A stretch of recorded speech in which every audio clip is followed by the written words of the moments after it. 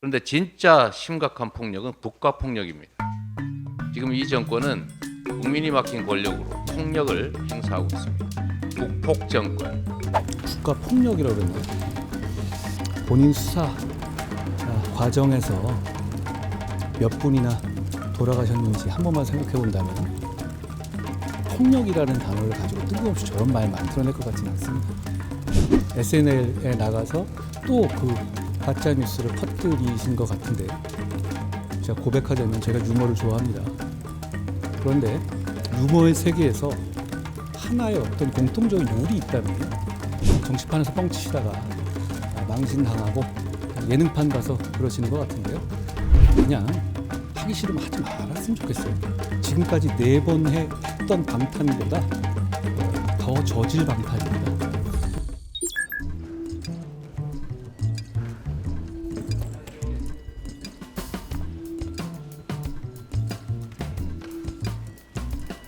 장관님, 이재명 대표가 이제 1년의 상황들을 윤석열 정부가 국가폭력을 자행하고 있다는 여러 곳에서 폭력이 문제가 되고 있습니다. 한때 조직폭력, 소위 조폭이 문제가 됐고, 또 학교폭력, 학폭이 문제가 됐습니다. 그러다 보니까 정부에서 건폭이라고 하는 희한한 말을 만들어서 이 폭력 문제를 내세웠습니다. 그런데 진짜 심각한 폭력은 국가폭력입니다. 지금 이 정권은 국민이 맡긴 권력으로 폭력을 행사하고 있습니다. 국폭 정권. 국민이 맡긴 권력으로 국민을 위협하고 국민을 억압하고 이러한 국가폭력 행사는 절대로 역사가 용서하지 않을 것이다 라는 말씀을 드립니다. 국가 폭력이라고 그랬나요? 본인 수사 과정에서 몇 분이나 돌아가셨는지 한 번만 생각해 본다면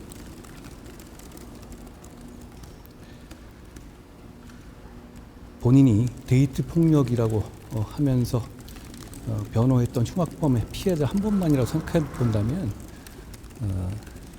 폭력이라는 단어를 가지고 뜬금없이 저런 말 만들어낼 것 같지는 않습니다. 체포동의안 관련해가지고 국내에서 보이콧을 하겠다 이런 의견도 나오고 있는데 거기에 대해서 제가 그거 봤어요. 제가 봤는데요. 민주당에서 저를 이거 이렇게 지칭하면서 체포 동의안은 간악한 짓이니까 방탄으로 막아내겠다 이런 말씀, 그리고 다 퇴장해 버려서 하겠다 이렇게 말씀을 하셨던데요. 그런 말에 놀랄 만한 고급스러움은 둘째치고 저는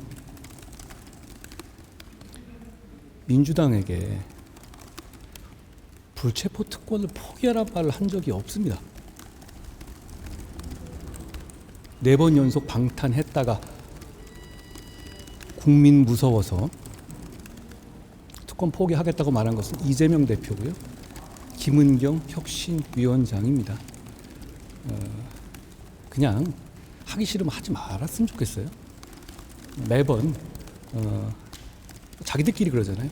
이랬다 저랬다 자기들이 갑자기 심각해서 화내다가 결국은 남 탓하고 결론은 항상 방탄을 포기하지 않겠다 하잖아요. 국민들께서 매번 보시지만 좀 피곤하고 지루하실 것 같습니다. 이재명 대표는 본인이 피의자고 본인 사건이니까 그럴 수 있다고 쳐도 공당인 민주당이 저러는 건 부끄러움을 모르는 거라고 생각합니다. 그리고 민주당에서 어제 얘기한 다 들어갔다가 다 퇴장하는 거요. 지금까지 4번 했던 방탄보다 더 저질 방탄입니다. 왜냐하면 그건 서로 특권 못하게 감시하겠다는 거잖아요, 공개적으로. 그러면 김의겸 의원님 어제 방송 나오셔가지고 왜 재판 수법까지 안 하고 계시냐. 청담동 가짜뉴스의 가해자이신 김의겸 의원이 SNL에 나가서 또 그 가짜뉴스를 퍼뜨리신 것 같은데요. 제가 고백하자면 제가 유머를 좋아합니다.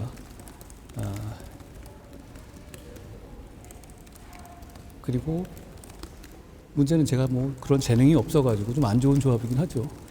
그런데 유머의 세계에서 하나의 어떤 공통적인 룰이 있다면요.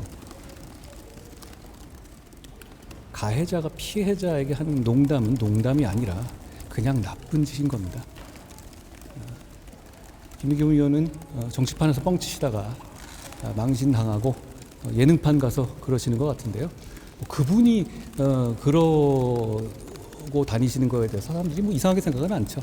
그렇지만 민주당이 역시 같이 거기에 동참하고 있고 그분의 그런 거짓말과 가짜 뉴스에서도 아직도 누구도 제대로 된 사과를 하고 있지 않다는 게 문제 같습니다.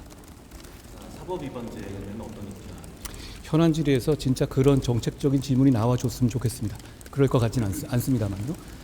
2017년부터 이 중증 정신질환자에 대한 입원 제도가 강화됐어요. 어떤 방식으로 됐냐면 의사가 2명 이상의 완전 합의를 해야 되고 그리고 동거하고 있는 가족이 직접 결정을 해야 되는 것이죠. 입장 바꿔 생각해 보십시오. 그런 경우에 내가 나중에 같이 살아야 될 가족에 대해서 본인이 그렇게 책임지고 결정하는 거 어려운 일입니다. 실제로 그것 때문에 입원 자체가 많이 감소했고요.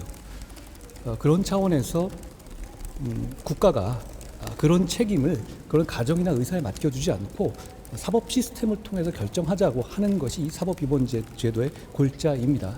그러니까 뭐 지나가는 사람 잡아놓겠다 이런 게 아니고요. 적시에 치료가 필요한 사람에 대해서 국가가 대신에 결정해 주되 사법 시스템을 통해 결정하자는 것이고요.